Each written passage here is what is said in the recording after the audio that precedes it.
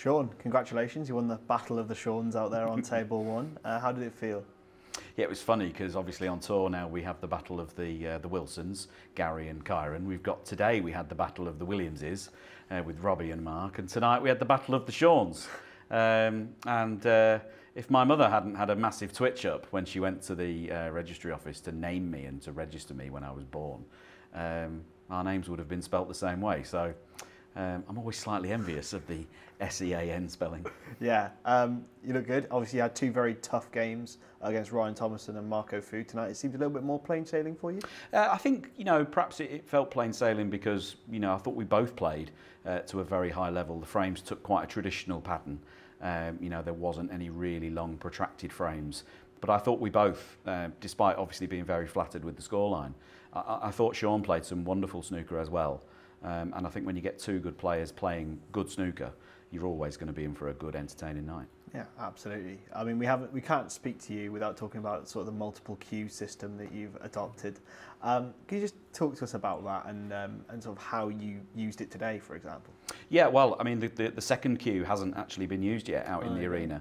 What I'm looking out for those warning signs when I feel that the cloth and the balls have aged to the point where I now no longer get the deflection that I'm expecting when using side spin.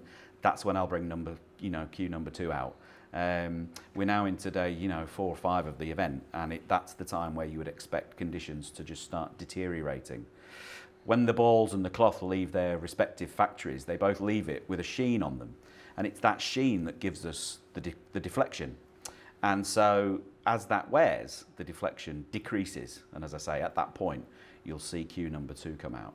We haven't got there yet, but it could come soon.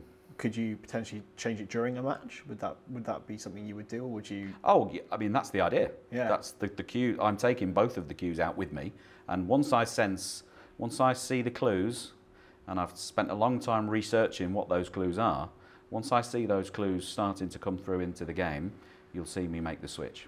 Yeah, obviously this field was depreciated for a number of reasons, but you are the second highest ranked player left in the competition. It sort of feels like anyone's week, doesn't it? Yeah, and I think to some degree these Home Nations events have that feel. You take the Welsh Open, for instance, the last few winners have been, perhaps not necessarily the favourites, with respect to each of those individuals. Gary Wilson wasn't picked to win the Scottish. I think these Home Nations have that essence of surprise about them, and in some degree it's best of sevens, it's all about longevity and who's got the right attitude. And it's great to see. It's great to see these opportunities for all the players, and we all love coming to them.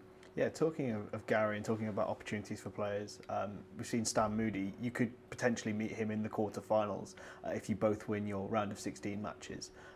How good is it to see the younger generation of players like Stan getting the opportunities and succeeding? Yeah, it's fabulous. I mean, they are the next breed, aren't they? They are the next batch to come through. It's wonderful to see.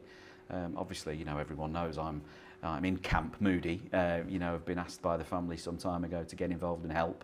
And it's wonderful to see him coming through. I was delighted when he got his first pro win to qualify for this tournament, and he's gone on a little run here.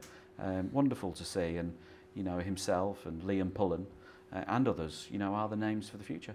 Yeah, and finally, just a word on Belfast. Obviously, it's a venue we all love coming to.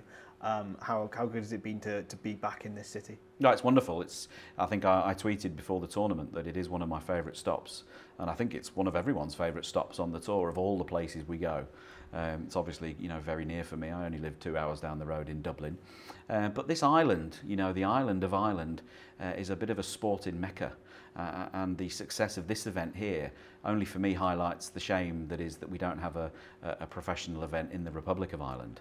And maybe, whoever's in charge of those decisions, be it WST or I don't know whether it's a broadcaster in the Republic, I'm not sure, but it'd be great to see, because when we go out for a stroll and stretch our legs around Belfast, snooker's alive and well here.